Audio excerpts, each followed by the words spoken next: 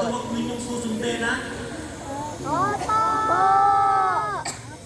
Nahabaan yung Ganun sagot din eh. po yung mga tinuturo. Opo. Ganun. Yun ang susundin po ninyo, ha? Lagi kayo Opo! makikinig. Mas maganda po yung tayo ay nakikinig Mahina ang ano. para kumanto tayo, ha?